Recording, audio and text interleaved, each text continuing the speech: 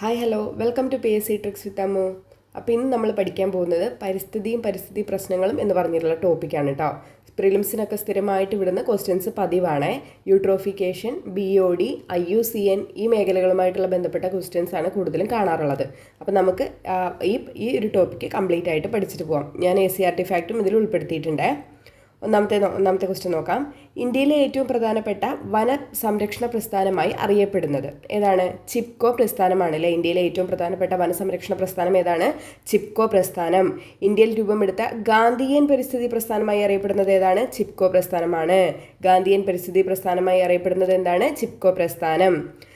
മരം മുറി, വനനശീകരണം എന്നിവയ്ക്കെതിരെ ഗഡ്വാൾ ഹിമാലയ പ്രദേശത്ത്, അതായത് ഇപ്പോഴത്തെ ഉത്തരാഖണ്ഡിൽ 1970-കളിൽ പ്രതിഷേധക്കാർ മരങ്ങളെ കെട്ടിപ്പിടിച്ച് പ്രതിഷേധം തീർത്ത സമരമാണ് ചിപ്കോ പ്രസ്ഥാനം എന്ന് പറയുന്നത്. അപ്പോൾ വർഷം എത്രയാണ്? 1970 ചിപ്കോ പ്രസ്ഥാനത്തിന്റെ പ്രധാന നേതാവ് ആരായിരുന്നു? സുന്ദർലാൽ ബഹുഗുണ. അറിഞ്ഞിരിക്കണേ, സുന്ദർലാൽ ബഹുഗുണയാണ് ചിപ്കോ പ്രസ്ഥാനത്തിന്റെ പ്രധാന നേതാവ് എന്ന് പറയുന്നത്. ഈ ചിപ്കോ പ്രസ്ഥാനത്തിൻ്റെ തന്നെ വേറൊരു പതിപ്പ് ഇറങ്ങിയിട്ടുണ്ടായിരുന്നു. അതാണ് ദശോലി ഗ്രാമ സ്വരാജ്യ സംഘം എന്ന് പറയുന്നത് കേട്ടോ. ദശോലി ഗ്രാമ സ്വരാജ്യ സംഘം 1964 സ്ഥാപിച്ചത്. ആരാണ്? ചണ്ഡി പ്രസാദ് ഭട്ടാണ് കേട്ടോ. ചണ്ഡി പ്രസാദ് ഭട്ടാണ് ചിപ്കോ പ്രസ്ഥാനത്തിൻ്റെ മാതൃകയിൽ ദശോലി ഗ്രാമ സ്വരാജ്യ സംഘം 1964 രൂപീകരിച്ചത് കേട്ടോ. അതും എന്തിനു വേണ്ടിയിട്ടായിരുന്നു? വനസംരക്ഷണത്തിന് വേണ്ടിയിട്ടായിരുന്നു. സസ്യലതാദികളെ സംരക്ഷിക്കുന്നതിനായി ഇന്ത്യയിൽ രൂപമെടുക്കുകയും പിന്നീട് ലോകത്തിന്റെ വിവിധ ഭാഗങ്ങളിലേക്ക് പടരുകയും ചെയ്യുന്ന പരിസ്ഥിതി സംരക്ഷണ സംരംഭം ഏതാണ്? ലോബയാൻ പ്രസ്ഥാനമാണ് കേട്ടോ. ഇത് ചോദിച്ചിട്ടുള്ള ക്വസ്റ്റ്യൻ ആണ്, കുറേ പ്രാവശ്യം റിപ്പീറ്റ് ആയിട്ടുള്ള ഒരു ക്വസ്റ്റ്യൻ ആണ്. ലോബയാൻ പ്രസ്ഥാനം ഇങ്ങനെ തന്നെയാണ് ക്വസ്റ്റ്യൻ വന്നിട്ടുള്ളത്. സസ്യലതാദികളെ സംരക്ഷിക്കാനായി ഇന്ത്യയിൽ രൂപമെടുക്കുകയും പിന്നീട് ലോകത്തിന്റെ വിവിധ ഭാഗങ്ങളിലേക്ക് പടരുകയും ചെയ്ത പരിസ്ഥിതി സംരംഭമാണ് ലോബയാൻ പ്രസ്ഥാനം എന്ന് പറയുന്നത്. ചിപ്കോ പ്രസ്ഥാനത്തിൽ നിന്ന് ഊർജ്ജം ഉൾക്കൊണ്ട് പശ്ചിമഘട്ട സംരക്ഷണാർത്ഥം കർണാടകയിൽ രൂപം കൊണ്ട പരിസ്ഥിതി സംരക്ഷണ പ്രസ്ഥാനം ഏതാണ്? അപ്പീക്കോ പ്രസ്ഥാനമാണ്. ആരായിരുന്നു പ്രമുഖ നേതാവ്? പാണ്ഡുരംഗ് ഹെഗ്ഡെ. ചിപ്കോ പ്രസ്ഥാനത്തിന്റെ അതേപോലെ മാതൃകയിൽ പശ്ചിമഘട്ടത്തിന്റെ സംരക്ഷണാർത്ഥം കർണാടകയിൽ രൂപം കൊണ്ടിട്ടുള്ള ഒരു പരിസ്ഥിതി സംരക്ഷണ സംഘടനയാണ് അപ്പീക്കോ പ്രസ്ഥാനം എന്ന് പറയുന്നത്. ആരാണ് പ്രമുഖ നേതാവ്? പാണ്ഡുരംഗ് ഹെഗ്ഡെ. ഇതൊക്കെ ചോദിക്കുന്ന ക്വസ്റ്റ്യൻ ആണ്. സൗരതാപനത്തെ കടത്തിവിടാനും ഭൗമവികിരണത്തെ ആഗിരണം ചെയ്യാനും കഴിവുള്ള വാതകങ്ങൾ ഏതൊക്കെയാണ്? കാർബൺ ഡയോക്സൈഡ്, മീഥെയ്ൻ, ഓസോൺ, നീരാവി തുടങ്ങിയവയാണ് കേട്ടോ. സൗരതാപനത്തെ കടത്തിവിടാനും ഭൗമവികിരണത്തെ ആഗിരണം ചെയ്യാനുമുള്ള വാതകങ്ങളാണ് കാർബൺ ഡയോക്സൈഡ്, മീഥെയ്ൻ, ഓസോൺ, നീരാവി തുടങ്ങിയവ.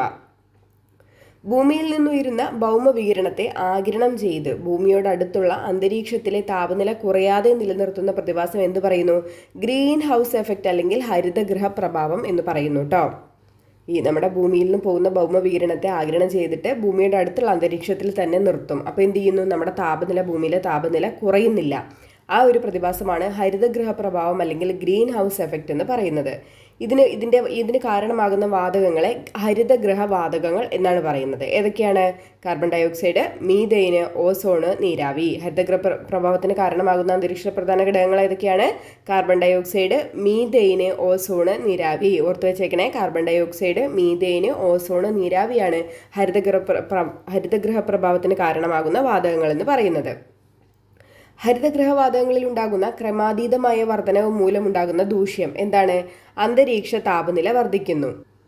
ഈ ഹരിതഗൃഹവാതകങ്ങളിൽ ഉണ്ടാകുന്ന കൂടുതലായിട്ടുള്ള വർധനവിനെ എന്താണ് അതിൻ്റെ ദൂഷ്യം? അന്തരീക്ഷ താപനില വർദ്ധിക്കുന്നു. അതിനെ നമ്മൾ എന്ത് പറയുന്നു? ആഗോളതാപനം അല്ലെങ്കിൽ ഗ്ലോബൽ വാർമിംഗ് എന്ന് പറയുന്നു അല്ലേ. അന്തരീക്ഷത്തിലെ ഹരിതഗൃഹവാതകങ്ങൾ വർദ്ധിക്കാനിടയാക്കുന്ന സ്വാഭാവിക കാരണങ്ങൾ ഏതൊക്കെയാണ്? അഗ്നിപർവ്വത സ്ഫോടനം, ജൈവവസ്തുക്കളുടെ ജീർണനം. അഗ്നിപർവ്വത സ്ഫോടനം, ജൈവവസ്തുക്കളുടെ ജീർണം മുതലായവയാണ് അന്തരീക്ഷത്തിലെ ഹരിതഗൃഹവാതകങ്ങൾ വർദ്ധിക്കാനിടയാക്കുന്ന സ്വാഭാവികമായിട്ടുള്ള കാരണങ്ങൾ എന്ന് പറയുന്നത്. ഹരിതഗൃഹവാതകങ്ങളുടെ അളവിലുണ്ടായ ക്രമാതീതമായ വർധനവ് അന്തരീക്ഷത്തിന്റെ ശരാശരി താപനിലയിൽ 20-ാം നൂറ്റാണ്ടിൽ എത്ര വർധനവുണ്ടാക്കിയിട്ടുണ്ട് എന്നാണ് ചോദിച്ചിരിക്കുന്നത്. എത്രയാണ്? 0.4 ഡിഗ്രി സെൽഷ്യസ് ആണ് വർധനവുണ്ടായിരിക്കുന്നത്. 20-ാം നൂറ്റാണ്ടിൽ 0.4 ഡിഗ്രി സെൽഷ്യസ് വർധനവാണ് ഹരിതഗൃഹവാതകങ്ങളുടെ അളവിൽ ഉണ്ടായിട്ടുള്ളത്. ഹരിതഗൃഹവാതകങ്ങളിലൂടെ അന്തരീക്ഷ താപനിലയിൽ ഉണ്ടാകുന്ന വർധനവിനെ നമ്മളിപ്പോൾ പറഞ്ഞേ ഉള്ളൂ ആഗോള താപനം അല്ലേ. ആഗോളതാപനം ഉയർത്തുന്ന പ്രധാന വെല്ലുവിളികൾ ഏതൊക്കെയാണ്? ധ്രുവപ്രദേശങ്ങളിലെ മഞ്ഞുരുകി സമുദ്ര ജലനിരപ്പ് ഉയരുന്നു. സമുദ്രതീര ആവാസ വ്യവസ്ഥയെ തകർക്കുന്നു. ഇതുമൂലം ഭക്ഷ്യക്ഷാമം, വൻതോതിൽ കുടിയേറ്റം തുടങ്ങിയ പ്രശ്നങ്ങൾ ഉണ്ടാകുന്നു. ആവാസ വ്യവസ്ഥയിലെ പല സസ്യജന്തുജാലങ്ങളുടെയും നാശത്തിന് കാരണമാകുന്നു. അപ്പോൾ ഇങ്ങനെയൊക്കെയാണ് ആഗോളതാപനം നമ്മളെ അഫക്റ്റ് ചെയ്യുന്നത്. ഹരിതഗൃഹവാതകങ്ങളെ നിയന്ത്രിക്കാനുള്ള പ്രധാന അന്താരാഷ്ട്ര ഉടമ്പടി ഏതാണ്?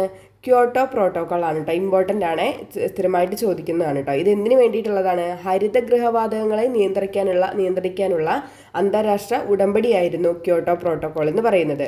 എന്താണ്? 1997 വർഷം. എവിടെയാണ്? ജപ്പാനിലായിരുന്നു 1997 ക്യോട്ടോ പ്രോട്ടോക്കോളിന് രൂപം നൽകിയ ഉച്ചകോടി നടന്നിട്ടുണ്ടായിരുന്നത്. 1997 ക്യോട്ടോ പ്രോട്ടോക്കോൾ ജപ്പാൻ. ഇത്രയും ഓർത്ത് വെക്കണേ. ഹരിതഗൃഹ വാതകങ്ങളെ നിയന്ത്രിക്കാൻ വേണ്ടിയിട്ടുള്ള ഉച്ചകോടിയായിരുന്നു അത് നിലവിൽ വന്നതെന്നാണ്? ഈ ക്യോട്ടോ പ്രോട്ടോക്കോൾ നിലവിൽ വന്നതെന്നാണ്? 2005 നിലവിൽ വരുന്നത്. വ്യവസായവൽക്കരണം, നഗരവൽക്കരണം എന്നിവയിലൂടെ പ്രതിവർഷം എത്ര അളവ് കാർബൺ ഡൈ ഓക്സൈഡാണ് അന്തരീക്ഷത്തിലേക്ക് തള്ളിവിടുന്നു? എത്രയാണ്? 6000 മെട്രിക് ടൺ കാർബൺ ഡൈ ഓക്സൈഡാണ് അന്തരീക്ഷത്തിലേക്ക് നമ്മൾ വർഷം തോറും അന്തരീക്ഷത്തിലേക്ക് വിടുന്നത്. വ്യവസായവൽക്കരണം, നഗരവൽക്കരണം തുടങ്ങിയവ ഇതിലൂടെയൊക്കെ എത്രയാണ്? 6000 മെട്രിക് ടൺ കാർബൺ ഡൈ ഓക്സൈഡാണ് അന്തരീക്ഷത്തിലേക്ക് എത്തുന്നത്. സൂര്യനിൽ നിന്നുള്ള ഹാനികരമായ അൾട്രാവയലറ്റ് രശ്മികളെ ആഗിരണം ചെയ്ത് ഭൂമിയിലെ ജീവജാലങ്ങളെ സംരക്ഷിക്കുന്ന പാളി ഏതാണ്? അന്തരീക്ഷ പാളി. അത് ഓസോൺ പാളിയാണല്ലേ. എവിടെയാണ് കാണപ്പെടുന്നത് ഓസോൺ പാളി? സ്ട്രാറ്റോസ്ഫിയറിലാണ് കാണപ്പെടുന്നത്. ഓസോൺ തന്മാത്രയിലെ ഓക്സിജൻ ആറ്റങ്ങളുടെ എണ്ണം എത്ര? ചോദിച്ചിട്ടുണ്ട്. എത്രയാണ്? 3. O3 ആണല്ലേ. ഓസോൺ തന്മാത്രയിലെ ഓക്സിജൻ ആറ്റങ്ങളുടെ എണ്ണം എത്രയാണ്? 3. ഭൗമോപരിതലത്തിൽ നിന്ന് ഏകദേശം എത്ര ഉയരെയുള്ള അന്തരീക്ഷ ഭാഗത്താണ് ഓസോൺ പാളി കാണപ്പെടുന്നത്? എത്രയാണ്? 20 മുതൽ 50 കിലോമീറ്റർ വരെയാണ് ഓസോൺ പാളി കാണപ്പെടുന്നത്. ഭൗമോപരിതലത്തിൽ നിന്ന് ഏകദേശം എത്ര ഉയരമുള്ള അന്തരീക്ഷ ഭാഗത്താണ് ഓസോൺ പാളി കാണപ്പെടുന്നത്? 20 മുതൽ 50 കിലോമീറ്റർ വരെ. അൾട്രാവയലറ്റ് കിരണങ്ങൾ മനുഷ്യരിൽ ഉണ്ടാക്കുന്ന ആരോഗ്യ പ്രശ്നങ്ങൾ ഏവ? ഇതൊക്കെ SCERT കൊടുത്തിട്ടുണ്ട്. ത്വക്ക് ക്യാൻസർ, അന്ധത അല്ലെങ്കിൽ തിമിരം, അകാല വാർദ്ധക്യം. ഇത്രയുമാണ് അൾട്രാവയലറ്റ് കിരണങ്ങൾ മൂലം മനുഷ്യരിൽ ഉണ്ടാക്കുന്ന ആരോഗ്യ പ്രശ്നങ്ങൾ എന്ന് പറയുന്നത്. ഓസോൺ പാളിക്ക് ദോഷം വരുത്തുന്ന ക്ലോറോ ഫ്ലൂറോ കാർബണുകൾ, ഹാലോൺ എന്നിവയുടെ സ്രോതസ്സുകൾ ഏവ? ഏതൊക്കെയാണ്? റെഫ്രിജറേറ്ററുകൾ, എയർ കണ്ടീഷനുകൾ, വിവിധ സ്പ്രേകൾ, അഗ്നിശമന വാതകങ്ങൾ, പെയിന്റ്. ഇവയിൽ നിന്നെല്ലാം എന്താണ്? ഓസോൺ പാളിക്ക് ദോഷം വരുത്തുന്ന ക്ലോറോ ഫ്ലൂറോ കാർബണുകൾ, ഹാലോൺ എന്നിവയുടെ സ്രോതസ്സുകളാണ്. അപ്പോൾ CFCയുടെയും ഹാലോണിൻ്റെയും ഏതൊക്കെയാണ് സ്രോതസ് എന്ന് പറയുന്നത്? റെഫ്രിജറേറ്ററുകൾ, എയർ കണ്ടീഷനുകൾ, വിവിധ സ്പ്രേകൾ, അഗ്നിശമന വാതകങ്ങൾ, പെയിൻറ്റ്. അല്ലേ? ഇപ്പോൾ എയർ കണ്ടീഷണറും റെഫ്രിജറേറ്ററും ഒക്കെ ഇല്ലാത്തതൊക്കെ വളരെ ചുരുക്കം സ്ഥലങ്ങളിൽ മാത്രമേ ഉള്ളൂ അല്ലേ. അപ്പോൾ എത്രത്തോളം കൂടിയിട്ടുണ്ടാവും നമ്മുടെ അന്തരീക്ഷത്തിലേക്ക് പോകുന്ന ഈ CFCയുടെയൊക്കെ ഒരു കണക്ക്. ഓരോ ക്ലോറിൻ ആറ്റത്തിനും എത്രത്തോളം ഓസോൺ തന്മാത്രകളെ വിഘടിപ്പിക്കാൻ ശേഷിയുണ്ട്? 100,000-ഓളം ചോദിച്ചിട്ടുണ്ട്. ഓരോ ക്ലോറിൻ ആറ്റത്തിനും എത്രത്തോളം ഓസോൺ തന്മാത്രകളെ വിഘടിപ്പിക്കാൻ ശേഷിയുണ്ട്? 100,000-ഓളം. അന്തരീക്ഷത്തിലെ ഓസോൺ പാളിക്കുണ്ടാകുന്ന ശോഷണം ഏത് പേരിലാണ് അറിയപ്പെടുന്നത്? ഓസോൺ സുഷിരം എന്ന പേരിലാണ് അല്ലേ. ഓസോൺ വിള്ളൽ, ഓസോൺ സുഷിരം എന്നുള്ള പേരിലാണ് ഈ ഓസോൺ പാളിക്കുണ്ടാകുന്ന ശോഷണം അറിയപ്പെടുന്നത്. ഓസോൺ ശോഷണത്തിന് കാരണമാകുന്ന ഉൽപ്പന്നങ്ങളെ ഘട്ടം ഘട്ടമായി നിരോധിക്കുന്നതിനുള്ള അന്താരാഷ്ട്ര ഉടമ്പടി ഏതായിരുന്നു? അത് മോൺട്രിയൽ പ്രോട്ടോകോൾ ആയിരുന്നു. ക്യോട്ടോ പ്രോട്ടോകോൾ നമ്മൾ പഠിപ്പിച്ചു. ഹരിതഗൃഹവാതകങ്ങളെ നിയന്ത്രിക്കാനുള്ള ഉച്ചകോടിയായിരുന്നു ഇത്. മോൺട്രിയൽ പ്രോട്ടോകോൾ എന്ന് പറയുന്നത് എന്തിനാണ്? ഓസോൺ ശോഷണത്തിന് കാരണമാകുന്ന ഉൽപ്പന്നങ്ങളെ പതുക്കെ കുറയ്ക്കാൻ വേണ്ടിയിട്ടുള്ള ഒരു അന്താരാഷ്ട്ര ഉടമ്പടിയായിരുന്നു മോൺട്രിയൽ പ്രോട്ടോകോൾ എന്ന് പറയുന്നത്. എന്നാണ് രൂപം നൽകിയത്? 1987 എന്നാണ് ഓസോൺ ദിനമായി ആചരിക്കുന്നത്? സെപ്റ്റംബർ 16. സ്ഥിരമായി ചോദിക്കുന്നതാണ്. ഓസോൺ ദിനമായിട്ട് ആചരിക്കുന്നത് എന്നാണ്? സെപ്റ്റംബർ 16. മോൺട്രിയൽ ഉച്ചകോടിയുടെ വർഷം മറക്കരുത്, 1987. ഫിൽട്ടർ ചെയ്തു വരുന്ന ജലത്തെ അണുവിമുക്തമാക്കാൻ ഉപയോഗിക്കുന്നത് എന്താണ്? ക്ലോറിൻ അല്ലെങ്കിൽ ബ്ലീച്ചിങ് പൗഡർ ആണ് അല്ലേ. ഫിൽട്ടർ ചെയ്തു വരുന്ന ജലത്തെ അണുവിമുക്തമാക്കാൻ ഉപയോഗിക്കുന്നത് എന്താണ്? ക്ലോറിൻ അല്ലെങ്കിൽ ബ്ലീച്ചിങ് പൗഡർ. വാട്ടർ പ്യൂരിഫയറുകളിൽ ജലം അണുവിമുക്തമാക്കാൻ ഉപയോഗിക്കുന്നത് എന്താണ്? അൾട്രാവയലറ്റ് രശ്മികളാണ്. ഇതൊക്കെ നമുക്ക് അറിയുന്ന കാര്യങ്ങളാണ്. ഇതെല്ലാം SCERT-ലുണ്ട്. അന്തരീക്ഷ വായുവിലെ നൈട്രജൻ, ഓക്സിജൻ എന്നിവയുടെ അളവ് എത്രയാണ്? നൈട്രജൻ എത്രയാണ്? 78%. ഓക്സിജൻ എത്രയാണ്? 20.9%. പഠിച്ചിരിക്കണേ, ചോദിക്കും. നൈട്രജൻ്റെ അളവ് 78, ഓക്സിജൻ്റെ അളവ് 20.9. അന്തരീക്ഷ വായുവിലെ നൈട്രജൻ, ഓക്സിജൻ എന്നിവയുടെ അളവ് എത്രയാണ്? യഥാക്രമം 78 നൈട്രജൻ, ഓക്സിജൻ 20.9%. കാർബൺ ഡൈ ഓക്സൈഡിനും കൂടെ പഠിച്ചിരിക്കുക. 0.03% കാർബൺ ഡൈ ഓക്സൈഡിൻ്റെ അളവെന്ന് പറയുന്നത്. SCERT-യിൽ ഒരു റൗണ്ടൊക്കെ വരച്ചിട്ട് അതിലിങ്ങനെ കൊടുത്തിട്ടുണ്ട്. വാഹനങ്ങളിൽ നിന്നുള്ള പുകയിൽ അടങ്ങിയിട്ടുള്ള വിഷവാതകം ഏതാണ്? കാർബൺ മോണോക്സൈഡ് ആണ്. വാഹനങ്ങളിൽ നിന്നുള്ള പുകയിൽ അടങ്ങിയിട്ടുള്ള വിഷവാതകം ഏതാണ്? കാർബൺ മോണോക്സൈഡ് ആണ്. രക്തത്തിന് ഓക്സിജനെ ആഗിരണം ചെയ്യാനുള്ള ശേഷി കുറയ്ക്കുന്ന വിഷവാതകമാണ് ഈ കാർബൺ മോണോക്സൈഡ് എന്ന് പറയുന്നത്. നമ്മളെ ബ്ലഡിന് ഓക്സിജനെ ആഗിരണം ചെയ്യാനുള്ള ശേഷി കുറയ്ക്കുന്ന വിഷവാതകം ഏതാണ്? Carbon monoxide. രക്തത്തിലെ ഹീമോഗ്ലോബിനുമായിട്ട് ചേർന്നിട്ട് കാർബോക്സി ഹീമോഗ്ലോബിൻ ഉണ്ടാക്കുന്ന വാതകമാണ് ഈ കാർബൺ മോണോക്സൈഡ് എന്ന് പറയുന്നത്. രക്തത്തിലെ ഹീമോഗ്ലോബിനുമായിട്ട് ചേർന്നിട്ട് കാർബോക്സി ഹീമോഗ്ലോബിൻ ഉണ്ടാക്കുന്ന വാതകം ഏതാണ്? ഈ കാർബൺ മോണോക്സൈഡ് ആണ്. വിറക്, കൽക്കരി എന്നിവ കത്തുമ്പോൾ കൂടുതലായി പുറത്തു വരുന്ന വാതകം ഏതാണ്? കാർബൺ ഡൈ ഓക്സൈഡ് ആണ്. വിറകും കൽക്കരി കത്തുമ്പോൾ കൂടുതലായിട്ട് പുറത്തു വരുന്നത് കാർബൺ ഡൈ ഓക്സൈഡ് ആണ്. എന്നാൽ പ്ലാസ്റ്റിക് കത്തുമ്പോൾ പുറത്തു വരുന്ന വാതകം ഏതാണ്? സ്ഥിരമായിട്ട് ചോദിക്കുന്ന ക്വസ്റ്റ്യൻ ആണ്. അത് ഡയോക്സിൻ ആണ് കേട്ടോ. ഡയോക്സിൻ ആണ്. ക്യാൻസറിനെല്ലാം കാരണമാകുന്നൊരു വിഷവാതകമാണ് ഡയോക്സിൻ എന്ന് പറയുന്നത് കേട്ടോ. വിറകും കൽക്കരിയും കത്തുമ്പോൾ കാർബൺ ഡൈ ഓക്സൈഡ് ആണ് പുറത്തു വരിക. പ്ലാസ്റ്റിക് കത്തുമ്പോൾ ഡയോക്സിൻ എന്ന് പറഞ്ഞിട്ടുള്ള വാതകമാണ് കൂടുതലായിട്ടും പുറത്തു വരിക. ആഗോളതാപനത്തിന് കാരണമാകുന്ന വാതകം ഏതാണ്? കാർബൺ ഡൈ ഓക്സൈഡ് ആണ്. ആഗോളതാപനത്തിന് കാരണമാകുന്ന വാതകം ഏതാണ്? Carbon dye oxide. ഫാക്ടറികളിൽ നിന്ന് പുറന്തള്ളുന്ന വാതകങ്ങളിൽ കൂടുതലായിട്ടുള്ള വിഷവാതകം ഏതാണ്? അതിൽ സൾഫർ ഡൈ ഓക്സൈഡ് ആണ് കൂടുതലായിട്ടുള്ളത്. ഫാക്ടറികളിൽ നിന്നുള്ള പോകുന്ന വാതകങ്ങളിൽ ഏറ്റവും കൂടുതൽ അടങ്ങിയിരിക്കുന്നത് എന്താണ്? സൾഫർ ഡൈ ഓക്സൈഡ് ആണ്. കണ്ണിന് അസ്വസ്ഥത, ശ്വാസകോശാർബുദം, ആസ്മ എന്നിവയ്ക്ക് കാരണമാകുന്ന വാതകമാണ് ഈ സൾഫർ ഡൈ ഓക്സൈഡ് എന്ന് പറയുന്നത് കേട്ടോ. കണ്ണിന് അസ്വസ്ഥത, ശ്വാസകോശാർബുദം, ആസ്മ എന്നിവയ്ക്ക് കാരണമാകുന്ന വാതകമാണ് സൾഫർ ഡൈ ഓക്സൈഡ്. വാഹനങ്ങൾ, ഫാക്ടറികൾ എന്നിവയിൽ നിന്ന് പുറന്തള്ളപ്പെടുന്ന ഏത് വാതകമാണ് അമ്ലമഴയ്ക്ക് കാരണമാകുന്നത്? ഏതാണ്? നൈട്രജൻ ഓക്സൈഡുകളാണ് കേട്ടോ. ചോദിച്ചിട്ടുണ്ട്. അമ്ലമഴയ്ക്ക് കാരണമാകുന്നത് എന്താണ്? നൈട്രജൻ ഓക്സൈഡുകൾ. ഇനി നമുക്ക് നോക്കാം എന്താണ് യൂട്രോഫിക്കേഷൻ. ഇത് ഡെഫിനിഷൻ തന്നിട്ട് എഴുതാനൊക്കെ മുന്നേ ചോദിച്ചിട്ടുള്ളതാണ് കേട്ടോ. ജലാശയങ്ങളിൽ നൈട്രജൻ, ഫോസ്ഫറസ് തുടങ്ങിയ പോഷകഘടകങ്ങൾ അമിതമായി അടിഞ്ഞുകൂടുന്നതിലൂടെ ആൽഗകളുടെയും ജലസസ്യങ്ങളുടെയും അമിത വളർച്ചയുണ്ടാകുന്ന പ്രതിഭാസത്തെയാണ് യൂട്രോഫിക്കേഷൻ എന്ന് പറയുന്നത്. ഒരുപാട് ജലാശയങ്ങളിൽ ഒരുപാട് നൈട്രജനും ഫോസ്ഫറും ഒക്കെ തുടങ്ങിയിട്ടുള്ള നല്ല പോഷകഘടകങ്ങൾ കൂടുതലായിട്ട് അടിഞ്ഞുകൂടും. അതുവഴി എന്താകാണ്? ആൽഗകളുടെയും അവിടുത്തെ ജലത്തിലെ സസ്യങ്ങളുടെയും അമിത വളർച്ച ഉണ്ടാകുന്നു. അതിനെയാണ് എന്തെന്ന് പറയുന്നത്? യൂട്രോഫിക്കേഷൻ എന്ന് പറയുന്നത്. ഈ പോഷകഘടകങ്ങൾ കൂടുന്നത് മൂലം ഈ ആൽഗയും ജലസസ്യങ്ങളും പെരുകി ഓക്സിജൻ അവിടെ കുറയുകയാണ് ചെയ്യുക. മനസ്സിലാകുന്നുണ്ടോ? അവിടെ ഈ ആൽഗകളുടെയും ജലസസ്യങ്ങളുടെയും അമിത വളർച്ച ഉണ്ടാകുമ്പോൾ അവിടെ എന്ത് കുറയുന്നുണ്ട്? ഓക്സിജൻ കുറയുന്നുണ്ട്. അപ്പം അത് യൂട്രോഫിക്കേഷൻ എന്തിന് കാരണമാകുന്നു? ജലജീവികൾ നശിക്കാൻ കാരണമാകുന്നു. നല്ല കാര്യമാണ്. പക്ഷെ അമിതമായിട്ട് കഴിഞ്ഞാൽ അവിടെ എന്താണ്? ഓക്സിജൻ്റെ അളവ് കുറയുകയും അതുമൂലം ജലജീവികൾ നശിക്കാൻ കാരണമാവുകയും ചെയ്യുന്നു. ഈ ജലോപരിതലത്തിലെ പോഷകങ്ങളുടെ അളവ് ക്രമാതീതമായി വർദ്ധിക്കുന്നത് മൂലം പ്ലവകങ്ങൾ, അതായത് ഈ ആൽഗകൾ തന്നെ ധാരാളമായിട്ട് വളരുന്ന പ്രക്രിയയ്ക്ക് പറയുന്ന പേരാണ് ആൽഗൽ ബ്ലൂം എന്ന് പറയുന്നത് കേട്ടോ. നമ്മളിപ്പോൾ പറഞ്ഞു ജലസസ്യങ്ങളുടെയും ആൽഗകളുടെയും അമിത വളർച്ച ഉണ്ടാകുന്ന പ്രതിഭാസത്തെയാണ് യൂട്രോഫിക്കേഷൻ എന്ന് പറയുന്നത്. എന്നാൽ അങ്ങനെ ആൽഗകൾ ക്രമാതീതമായി കൂടുന്ന പ്രക്രിയയ്ക്ക് പറയുന്ന പേരെന്താണ്? അത് ആൽഗൽ ബ്ലൂം എന്നാണ് കേട്ടോ. ആൽഗൽ ബ്ലൂമാണ്. ഇത് രണ്ടും മാറിപ്പോകരുത് കേട്ടോ. ഭക്ഷ്യശൃംഖലയിലെ ട്രോഫിക് തലങ്ങൾ ഉയരുംതോറും വിഷപദാർത്ഥങ്ങളുടെ സാന്ദ്രത വർദ്ധിക്കുന്നതിനെയാണ് ബയോമാഗ്നിഫിക്കേഷൻ എന്ന് പറയുന്നത് കേട്ടോ. എക്സാമ്പിൾ ഇവിടെ DDT, മെർക്കുറി ഒക്കെ കൊടുത്തിട്ടുണ്ട്. എന്താണ് ബയോമാഗ്നിഫിക്കേഷൻ എന്ന് പറഞ്ഞാൽ എന്താണ്? ഓരോ ട്രോഫിക് തലങ്ങളിലേക്ക് പോകുംതോറും വിഷപദാർത്ഥങ്ങളുടെ സാന്ദ്രത കൂടുക. അതായത് DDT നമ്മൾ ഉപയോഗിച്ച് ഓരോ തലത്തിലേക്ക് പോകുന്തോറും മനുഷ്യരിലേക്കാണ് ഏറ്റവും അത് ഹാനികരമായിട്ട്. ഏറ്റവും ഉയർന്ന തലമാണ് മനുഷ്യർ എന്ന് പറയുന്നത് അല്ലേ. ഏറ്റവും ഉയർന്ന തലമാണ് നമ്മുടെ ഈ മനുഷ്യർ. അപ്പോൾ അതിലേക്ക് മനുഷ്യരിലേക്ക് എത്തും തോറും എന്താണ്? അവിടുത്തെ സാന്ദ്രത, അതിൻ്റെ DDTയുടെയൊക്കെ ഈ വിഷപദാർത്ഥങ്ങളുടെ സാന്ദ്രത അവിടെ വർദ്ധിക്കുകയാണ്. അത്തരത്തിലുള്ള പ്രക്രിയയ്ക്ക് പറയുന്ന പേരാണ് ബയോമാഗ്നിഫിക്കേഷൻ എന്ന് പറയുന്നത്. ഇനി ഇവിടെ നമുക്ക് അതുമായിട്ട് ബന്ധപ്പെട്ട് തന്നെ അറിഞ്ഞിരിക്കേണ്ടതാണ് വനമഹോത്സവം. ചോദിക്കാറുണ്ട്, വർഷമാണ് ചോദിക്കാറ് സ്ഥിരമായിട്ട്. ഇന്ത്യയിലെ വാർഷിക വനവൽക്കരണ പദ്ധതിയാണ് വനമഹോത്സവം എന്ന് പറയുന്നത്. വനമഹോത്സവം ആചരിക്കുന്നത് എല്ലാ വർഷവും ജൂലൈയിലെ ആദ്യത്തെ ആഴ്ചയിലാണ്. ആരാണ് തുടക്കം കുറിച്ചത്? KM മുൻഷി 1950. അറിഞ്ഞിരിക്കണം, 1950 KM മുൻഷിയാണ് വനമഹോത്സവത്തിന് തുടക്കം കുറിച്ചിട്ടുള്ള വ്യക്തി എന്ന് പറയുന്നത്. ചോദിച്ചിട്ടുണ്ട് കേട്ടോ. വനമഹോത്സവത്തിൻ്റെ പിതാവാരാണ്? KM മുൻഷി. ആദ്യമായിട്ട് വനമഹോത്സവം ആരംഭിച്ച സംസ്ഥാനം അതേതാണെന്ന് ചോദിച്ചാൽ അതേതാണ്? ഗുജറാത്താണ്. ആദ്യമായിട്ട് വനമഹോത്സവം ആരംഭിച്ച സംസ്ഥാനം ഏതാണ്? ഗുജറാത്ത്. ഇനി നമ്മൾ അറിഞ്ഞിരിക്കേണ്ടതാണ് BOD എന്ന് പറഞ്ഞിട്ടുള്ളൊരു വേർഡ്. ജലത്തിൻ്റെ ജൈവ മലിനീകരണ തോതിനെയാണ് BOD എന്ന് പറയുന്നത്, ബയോളജിക്കൽ ഓക്സിജൻ ഡിമാൻഡ്. ജലത്തിലുള്ള മാലിന്യങ്ങളെ വിഘടിപ്പിക്കുന്ന സൂക്ഷ്മാണുക്കൾ ഉപയോഗിക്കുന്ന ഓക്സിജന്റെ അളവിനെ സൂചിപ്പിക്കുന്ന തോത് ഏതാണ്?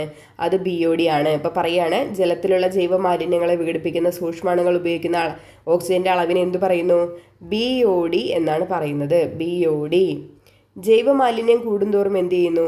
BOD കൂടുന്നു. അതായത് ഓക്സിജന്റെ അളവ്, ഓക്സിജന്റെ ഡിമാൻഡ് എന്ത് ചെയ്യുന്നു? കൂടുന്നു. വിഷവാതകങ്ങൾ മൂടൽമഞ്ഞിൻ്റെയും സൂര്യപ്രകാശത്തിൻ്റെയും സാന്നിധ്യത്തിൽ വായുവിലെ കണങ്ങളുമായി സംയോജിച്ചുണ്ടാകുന്നതാണ് സ്മോഗ് അല്ലെങ്കിൽ ഹിമധൂമിക എന്ന് പറയുന്നത്. ഈ ധൂമിക എന്ന് പറഞ്ഞ തന്നെ ക്വസ്റ്റ്യൻ പേപ്പറിൽ കണ്ടിട്ടുണ്ട് കേട്ടോ. വിഷവാതകങ്ങൾ മൂടൽമഞ്ഞിൻ്റെയും സൂര്യപ്രകാശത്തിൻ്റെയും സാന്നിധ്യത്തിൽ വായുവിലെ കണങ്ങളുമായി സംയോജിച്ച് ഉണ്ടാകുന്നത് എന്ത് പറയുന്നു? ഹിമധൂമിക അല്ലെങ്കിൽ സ്മോഗ് എന്ന് പറയുന്നു. വ്യാവസായിക നഗരങ്ങളിൽ വായുമലിനീകരണം ഉണ്ടാക്കുന്നൊരു ഘടകമാണ് ഹിമധൂമിക എന്ന് പറയുന്നത്. വ്യാവസായിക നഗരങ്ങളിൽ വായുമലിനീകരണം ഉണ്ടാക്കുന്നൊരു ഘടകമാണ് ഹിമധൂമിക അല്ലെങ്കിൽ സ്മോഗ് എന്ന് പറയുന്നത്. ഇനി ഇവിടെ ചോദിക്കാറുണ്ട് ആവാസ വ്യവസ്ഥയിൽ നിന്നുള്ള കുറച്ച് ഭാഗങ്ങൾ. ഒരു പ്രത്യേക പ്രദേശത്തെ പരസ്പരം ആശ്രയിക്കുന്ന ജീവിയവും അജീവിയവുമായ ഘടകങ്ങൾ ഉൾപ്പെട്ടതിനെയാണ് നമ്മൾ എന്തെന്ന് പറയുന്നത്? ആവാസ വ്യവസ്ഥ അല്ലെങ്കിൽ എക്കോസിസ്റ്റം എന്ന് പറയുന്നത്. ഒരു പ്രത്യേക പ്രദേശത്തെ അങ്ങോട്ടും ഇങ്ങോട്ടും പരസ്പരം ആശ്രയിക്കുന്ന ജീവനുള്ളതും അല്ലാത്തതുമായിട്ടുള്ള ഘടകങ്ങളെല്ലാം ഉൾപ്പെട്ടതിനെ എന്ത് പറയുന്നു? ആവാസ വ്യവസ്ഥ എന്ന് പറയുന്നു. ജീവമണ്ഡലത്തിൻ്റെ അടിസ്ഥാന ഘടകമാണ് ആവാസ വ്യവസ്ഥ എന്ന് പറയുന്നത്. ജീവമണ്ഡലത്തിൻ്റെ അടിസ്ഥാന ഘടകം ഏതാണ്? ആവാസ വ്യവസ്ഥയാണ്. സ്ഥിരമായിട്ട് ചോദിക്കുന്നതാണ്. ഇക്കോസിസ്റ്റം എന്ന പദം നിർദ്ദേശിച്ചത് ആരാണ്? ടാൻസ്ലി. ഇക്കോസിസ്റ്റം എന്ന പദം നിർദ്ദേശിച്ചത് ആരാണ്? ടാൻസ്ലി. ഇവിടെ ആവാസ വ്യവസ്ഥയ്ക്ക് ഉദാഹരണങ്ങൾ കൊടുത്തിട്ട് ഏതൊക്കെയാണ്? വനം, പുൽമേട്, മരുഭൂമി, കുളം, നദി, സമുദ്രം എന്നിവയൊക്കെയാണ് കേട്ടോ. ഭൂമിയുടെ ശ്വാസകോശം എന്നറിയപ്പെടുന്ന പ്രദേശം ഏതാണ്? ആമസോൺ മഴക്കാടുകളാണ്. 2-3 വട്ടമൊക്കെ റിപ്പീറ്റ് ചെയ്തിട്ടുള്ള ക്വസ്റ്റ്യൻ ആണിത്. ഭൂമിയുടെ ശ്വാസകോശം എന്നറിയപ്പെടുന്ന പ്രദേശം ഏതാണ്? ആമസോൺ മഴക്കാടുകളാണ്. തെറ്റിക്കരുതേ. ഒരു ആവാസ വ്യവസ്ഥയിലെ ജീവികളെ എല്ലാം ചേർത്ത് പറയുന്നതിനെയാണ് ജീവി സമുദായം അല്ലെങ്കിൽ ബയോട്ടിക് കമ്മ്യൂണിറ്റി എന്ന് പറയുന്നത്. ഒരു ആവാസ വ്യവസ്ഥയിലെ ജീവികളെ എല്ലാം, നമ്മളിപ്പോൾ പറഞ്ഞല്ലോ, ഒരു പ്രത്യേക പ്രദേശത്ത് ജീവിക്കുന്ന ജീവികളെല്ലാം ചേർത്ത് പറയുന്നതിനാണ് ജീവി സമുദായം അല്ലെങ്കിൽ ബയോട്ടിക് കമ്മ്യൂണിറ്റി എന്ന് പറയുന്നത്. ജീവി സമുദായത്തിലെ ഓരോ പ്രത്യേക വർഗം ജീവിയെയും പറയുന്നതാണ് ജീവിഗണം അല്ലെങ്കിൽ സ്പീഷീസ് എന്ന് പറയുന്നത്. ആ ജീവി സമുദായത്തിലെ ഓരോ പ്രത്യേകം വർഗം ജീവികൾ ഉണ്ടാവുമല്ലോ, കടുവകൾ, പിന്നെ കുരങ്ങന്മാർ, അതുപോലെ തന്നെ കുറുക്കന്മാർ, അതൊക്കെ ഓരോ ജീവി വർഗ്ഗങ്ങളാണ്. അപ്പോൾ അവയെ പറയുന്നതാണ് സ്പീഷീസ് അല്ലെങ്കിൽ ജീവിഗണം എന്ന് പറയുന്നത്. ഇനി 2 ജീവി സമൂഹങ്ങൾ കൂടിച്ചേരുന്ന ഇടമാണ് ഇക്കോടോൺ എന്ന് പറയുന്നത്. 2 ജീവി സമൂഹങ്ങൾ കൂടിച്ചേരുന്ന ഇടം ഏതാണ്? ഇക്കോടോണാണ്. ചോദിച്ചിട്ടുണ്ട്. എക്സാമ്പിളായിട്ട് വനവും പുൽമേടും ചേരുന്ന ഭാഗം. വനവും പുൽമേടും ചേരുന്ന രണ്ട് പ്രദേശങ്ങളാണല്ലേ. വനവും പുൽമേടും രണ്ട് പ്രദേശങ്ങളാണ്. 2 പ്രദേശത്തും താമസിക്കുന്ന ജീവികൾ തമ്മിൽ വ്യത്യാസങ്ങളുണ്ടാവും.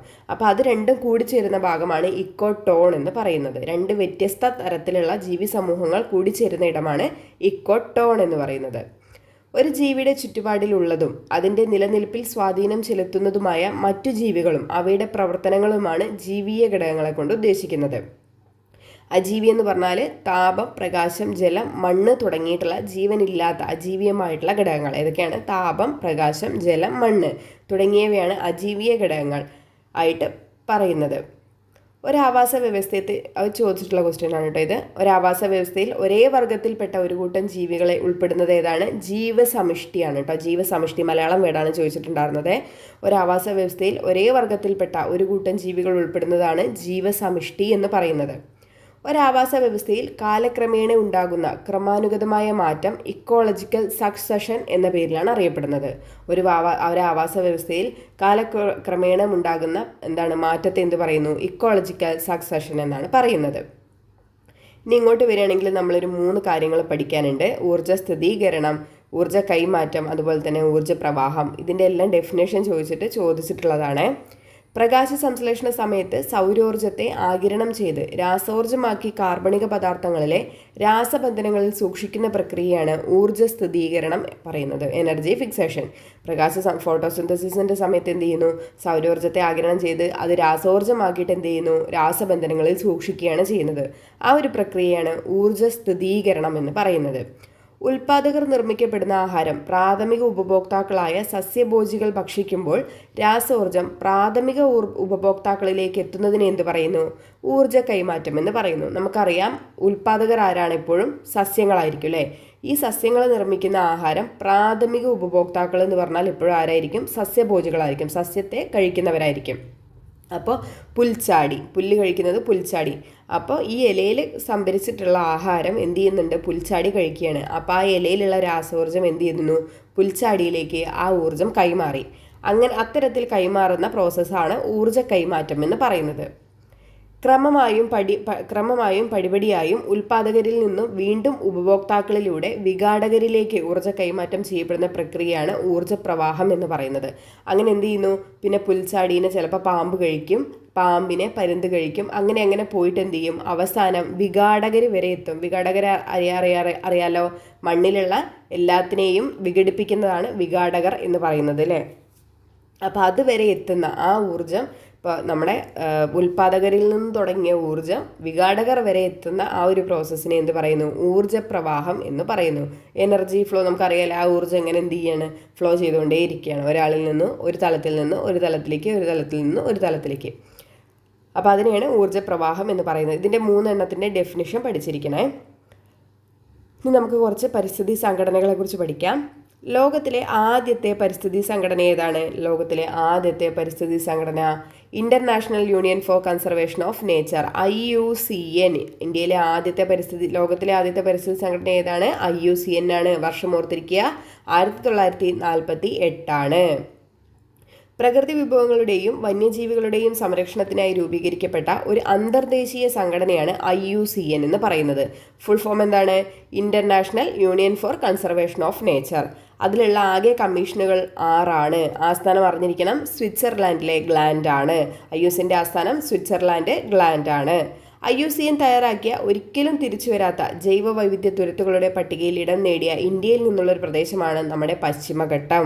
IUCN തയ്യാറാക്കിയിട്ടുള്ള ഒരിക്കലും തിരിച്ചു വരാത്ത ജൈവ വൈവിധ്യ തുരുത്തുകളുടെ പട്ടികയിൽ ഇടം നേടിയ ഇന്ത്യയിൽ നിന്നുള്ള പ്രദേശം ഏതാണ്? പശ്ചിമഘട്ടമാണ്. വംശനാശ ഭീഷണി നേരിടുന്ന എല്ലാ ജീവികളെയും ചേർത്ത് ലിസ്റ്റ് ഉൾപ്പെടുത്തി പ്രസിദ്ധീകരിച്ച ഗ്രന്ഥം ഏതാണ്? റെഡ് ഡാറ്റ ബുക്കാണ് അല്ലേ. റെഡ് ഡാറ്റ ബുക്കിൽ എന്താണുള്ളത്? വംശനാശ ഭീഷണി നേരിടുന്ന എല്ലാ ജീവികളുടെയും ലിസ്റ്റ് ഉൾപ്പെടുന്ന ബുക്കാണ് റെഡ് ഡാറ്റ ബുക്ക് എന്ന് പറയുന്നത്. ഇവിടെ ചോദിക്കുന്നത് റെഡ് ഡാറ്റ ബുക്ക് പ്രസിദ്ധീകരിക്കുന്നത് ഏത് സംഘടനയാണെന്നാണ്. ഏതാണ്? IUCN ആണ്. റെഡ് ഡാറ്റ ബുക്ക് പ്രസിദ്ധീകരിക്കുന്നത് ആരാണ്? IUCN ആണ്. റെഡ് ഡാറ്റ ബുക്കിൽ ഇടം നേടിയ നമ്മുടെ വന്യജീവി സങ്കേതമാണ് പറമ്പിക്കുളം വന്യജീവി സങ്കേതം കേട്ടോ. റെഡ് ഡാറ്റ ബുക്കിൽ ഇടം നേടിയ വന്യജീവി സങ്കേതം ഏതാണ്? പറമ്പിക്കുളം വന്യജീവി സങ്കേതം. അപ്പോൾ IUCN ഓക്കെ അല്ലേ. അടുത്തതാണ് നമ്മുടെ പരിസ്ഥിതി കമാൻഡോസ് എന്നറിയപ്പെടുന്ന സംഘടന ഗ്രീൻ പീസ്. പ്രകൃതിയിലെ എല്ലാ ജീവജാലങ്ങളെയും സംരക്ഷിക്കാൻ വേണ്ടിയിട്ടുള്ള അന്തർദേശീയ സംഘടനയാണ് ഗ്രീൻ പീസ്. വർഷം ഓർത്തിരിക്കണേ, 1971.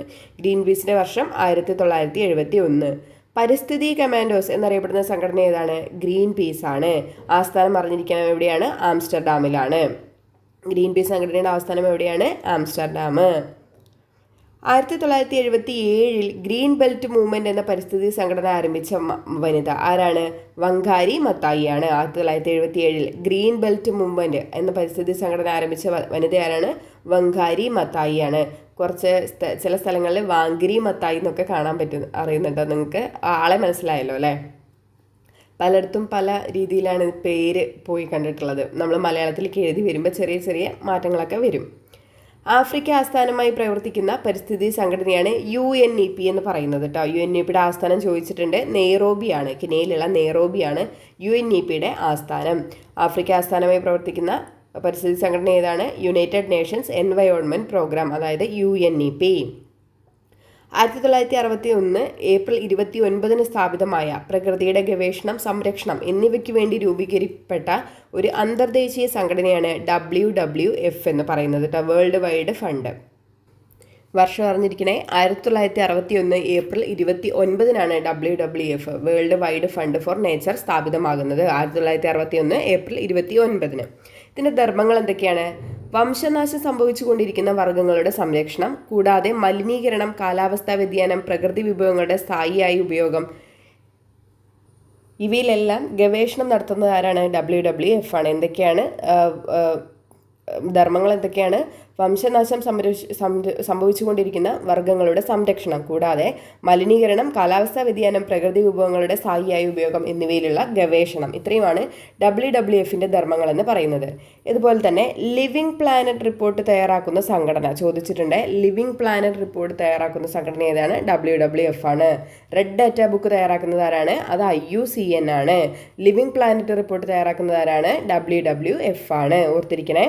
ഇതിൻ്റെ ആസ്ഥാനം ചോദിച്ചിട്ടുണ്ട്. ഗ്ലാൻഡ് ആണ് കേട്ടോ, സ്വിറ്റ്സർലാൻഡിലെ ഗ്ലാൻഡ് ആണ്. ചിഹ്നം ചോദിച്ചിട്ടുണ്ട്. ഭീമൻ പാണ്ഡയാണ് WWFിൻ്റെ ചിഹ്നം എന്ന് പറയുന്നത് കേട്ടോ, ഭീമൻ പാണ്ഡ. ലോകത്തിലെ ഏറ്റവും പഴക്കമേറിയ തേക്ക് തോട്ടം സ്ഥിതി ചെയ്യുന്നത് എവിടെയാണ്? നിലമ്പൂരാണ് അല്ലേ. ആരാണ് നിലമ്പൂർ തേക്ക് തോട്ടം ആരംഭിച്ചത്? കൊനോലിയാണ് കേട്ടോ, കൊനോലിയാണ്. നിലമ്പൂരിലെ ലോകത്തിലെ ഏറ്റവും പഴക്കമേറിയ തേക്ക് തോട്ടം എവിടെയാണ് സ്ഥിതി ചെയ്യുന്നത്? നിലമ്പൂരാണ്. ആരാണ് ആരംഭിച്ചത്? കൊനോലി. നമ്മുടെ GI ടാഗ് ലഭിച്ച കേരളത്തിലെ മരമാണ് നിലമ്പൂർ തേക്ക് എന്ന് പറയുന്നത് കേട്ടോ. GI tag, geographical indication tag ലഭിച്ച കേരളത്തിലെ മരം ഏതാണ്? നിലമ്പൂർ തേക്കാണ്. ഈ ലോകത്തിലെ ഏറ്റവും പ്രായം കൂടിയ തേക്ക് മരം കണ്ടെത്തിയിട്ടുള്ളതും എവിടെ തന്നെയാണ്? അത് നിലമ്പൂരിലാണ് കേട്ടോ. ഈ കന്നിമരം തേക്കിനെയാണ് ഏഷ്യയിലെ ഏറ്റവും വലിയ തേക്കായിട്ട് കണക്കാക്കപ്പെടുന്നത്. കന്നിമരം തേക്ക് കേട്ടോ, കന്നിമരം തേക്ക്. പറമ്പിക്കുളം സാങ്ച്വറിയിലുള്ള കന്നിമരം തേക്കാണ് ഏഷ്യയിലെ ഏറ്റവും വലിയ തേക്കായിട്ട് കണക്കാക്കപ്പെടുന്നത്. അതിന് കേന്ദ്ര ഗവൺമെൻറ്റിൻ്റെ മഹാവൃക്ഷ പുരസ്കാരവും ലഭിച്ചിട്ടുണ്ട്. കേരളത്തിൽ വനവൽക്കരണ പ്രദേശത്ത് ഏറ്റവും കൂടുതൽ കൃഷി ചെയ്യുന്ന വൃക്ഷമാണ് തേക്ക് എന്ന് പറയുന്നത് കേട്ടോ. രണ്ടാമത്തത് യൂക്കാലിപ്റ്റസ് ആണ്. അടുത്തത് നമ്മൾ സ്ഥിരമായിട്ട് ചോദിക്കുന്നതാണ് ആസ്ഥാനങ്ങൾ. ഇമ്പോർട്ടൻ്റ് ആണ്, ഇതെന്തായാലും പഠിച്ചിട്ട് പോണേ. കേരള ഫോറസ്റ്റ് ഡെവലപ്മെൻറ്റ് കോർപ്പറേഷൻ സ്ഥിതി ചെയ്യുന്നത് എവിടെയാണ്? Kottayam. Kerala forest development corporation സ്ഥിതി ചെയ്യുന്നത് എവിടെയാണ്? Kottayam. Kerala forest research institute സ്ഥിതി ചെയ്യുന്നത് പീച്ചി. സ്ഥിരമായിട്ട് വരുന്നതാണ്. കേരള ഫോറസ്റ്റ് റിസർച്ച് ഇൻസ്റ്റിറ്റ്യൂട്ട് ആണെങ്കിൽ അതെവിടെയാണ്? തൃശ്ശൂർ, പീച്ചിയാണ്. കേരള ഫോറസ്റ്റ് ഡിപ്പാർട്ട്മെൻ്റ് ആണെങ്കിൽ തിരുവനന്തപുരത്ത് വഴുതക്കാടാണ് കേട്ടോ. കേരള ഫോറസ്റ്റ് ഡിപ്പാർട്ട്മെൻറ്റ് സ്ഥിതി ചെയ്യുന്നത് എവിടെയാണ്? വഴുതക്കാട്. കേരളത്തിലെ ആദ്യത്തെ ഫോറസ്റ്റ് അക്കാദമി എവിടെയാണ് വന്നത്? തിരുവനന്തപുരം അരിപ്പയിലാണ് കേരളത്തിലെ ആദ്യത്തെ ഫോറസ്റ്റ് അക്കാദമി നിലവിൽ വന്നത്. കണ്ടൽക്കാടുകൾക്ക് വേണ്ടിയുള്ള കേരളത്തിലെ ആദ്യത്തെ മ്യൂസിയം നിലവിൽ വന്നത് കൊയിലാണ്ടിയാണ് കേട്ടോ. കോഴിക്കോട് കൊയിലാണ്ടിയിലാണ് കണ്ടൽക്കാടുകൾക്ക് വേണ്ടിയിട്ടുള്ള കേരളത്തിലെ ആദ്യത്തെ മ്യൂസിയം നിലവിൽ വന്നത്. ഒന്നും കൂടെ നോക്കാം. കേരള ഫോറസ്റ്റ് ഡെവലപ്മെൻറ്റ് കോർപ്പറേഷൻ ആണെങ്കിൽ Kottayam, Kerala forest research institute ആണെങ്കിൽ പീച്ചി തൃശ്ശൂർ, ഫോറസ്റ്റ് ഡിപ്പാർട്ട്മെൻറ്റ് ആണെങ്കിൽ വഴുതക്കാട് തിരുവനന്തപുരം. കേരളത്തിലെ ആദ്യത്തെ ഫോറസ്റ്റ് അക്കാദമി എവിടെ വന്നു? അരിപ്പയിലാണ് വന്നത്. കണ്ടൽക്കാടുകൾക്ക് വേണ്ടിയുള്ള കേരളത്തിലെ ആദ്യത്തെ മ്യൂസിയം നിലവിൽ വന്നത് എവിടെയാണ്? അത് കൊയിലാണ്ടിയാണ്. ഇനി നമ്മൾ ഈ ഭാഗത്തുനിന്ന് നോക്കിയിരിക്കേണ്ട കുറച്ച് ഇമ്പോർട്ടൻ്റ് ആയിട്ടുള്ള വർഷങ്ങൾ കേട്ടോ. തിരുവിതാംകൂറിൽ വനനിയമം നിലവിൽ വന്നതെന്നാണ്? 1887 കേട്ടോ. കേരള വനനിയമം ഇമ്പോർട്ടൻ്റ് ആണ്. 1961 കേരള വനനിയമം വരുന്നത്. കേരള വനനിയമം 1961. കേരള വൃക്ഷ സംരക്ഷണ നിയമം എന്നാണ്? 1986. 1986 കേരള വൃക്ഷ സംരക്ഷണ നിയമം നിലവിൽ വരുന്നത്. കേരളത്തിൽ വനവൽക്കരണ പദ്ധതി ആരംഭിക്കുന്നത് 98. കേരള വനവൽക്കരണ പദ്ധതി ആരംഭിക്കുന്നത് 98. ചോദിച്ചുകൊണ്ടിരുന്നതാണ്, ഇപ്പോഴും ചോദിക്കാറുണ്ട്. സംസ്ഥാന ജൈവ വൈവിധ്യ ബോർഡ് രൂപീകരിച്ച വർഷം എത്രയാണ്? 2005. സംസ്ഥാന ജൈവ വൈവിധ്യ ബോർഡ് രൂപീകരിച്ചതെന്നാണ്? 2005. ഇന്ത്യൻ വനനിയമം വർഷം പറഞ്ഞേ? 1927 ഇന്ത്യൻ വനനിയമം നിലവിൽ വന്നത്. ഇന്ത്യൻ വനനിയമം എന്നാണ്? 1927. വന്യജീവി സംരക്ഷണ നിയമം 72. 27 മറിച്ചിടുക 72. ഇന്ത്യൻ വനത്തിലാണല്ലോ വന്യജീവി ഉണ്ടാവുക. അപ്പോൾ 27ഉം 72ഉം. ഇന്ത്യൻ വന നിയമം 27, വന്യജീവി സംരക്ഷണം 72. പ്രൊജക്റ്റ് ഡയർ എല്ലാവർക്കും അറിയാലോ, 73. ജലമലിനീകരണ നിയന്ത്രണ നിയമം 74 ചോദിച്ചിട്ടുണ്ട്. ജലമലിനീകരണ നിയന്ത്രണ നിയമം 74. വനസംരക്ഷണ നിയമം 80. വായു മലിനീകരണ നിയന്ത്രണ നിയമം 81. വനം വായു 80, വായു 81. കേന്ദ്ര വനപരിസ്ഥിതി മന്ത്രാലയം നിലവിൽ വന്നത് 85. കേന്ദ്ര വനപരിസ്ഥിതി മന്ത്രാലയം നിലവിൽ വരുന്നത് എന്നാണ്? 85. പരിസ്ഥിതി സംരക്ഷണ നിയമം 86 നിലവിൽ വരുന്നത്. പരിസ്ഥിതി സംരക്ഷണ നിയമം എന്നാണ് നിലവിൽ വരുന്നത്? 86. പ്രൊജക്റ്റ് എലിഫൻ്റ് 92 ഇന്ത്യൻ ജൈവ വൈവിധ്യ നിയമം 2002 സംസ്ഥാന ജൈവ വൈവിധ്യ ബോർഡ് രൂപീകരിച്ചത് 2005 ഇന്ത്യൻ ജൈവ വൈവിധ്യ നിയമം 2002 മറന്നുപോകരുത്, 2 സ്ഥിരമായിട്ട് ചോദിക്കുന്നതാണ്. അതുപോലെ തന്നെ ഇന്ത്യൻ വന നിയമം 27 പഠിച്ചേക്കണേ. വന്യജീവി സംരക്ഷണ നിയമം 1972 ഇന്ത്യൻ വനവും വന്യജീവിയും 27ഉം 72 മറന്നു പോകരുത്. ഇന്ത്യൻ പരിസ്ഥിതി സംരക്ഷണ നിയമം 86 വന്നത്. പ്രൊജക്റ്റ് എലിഫൻ്റ് 92, അതുപോലെ തന്നെ പ്രൊജക്റ്റ് ടൈഗർ 73.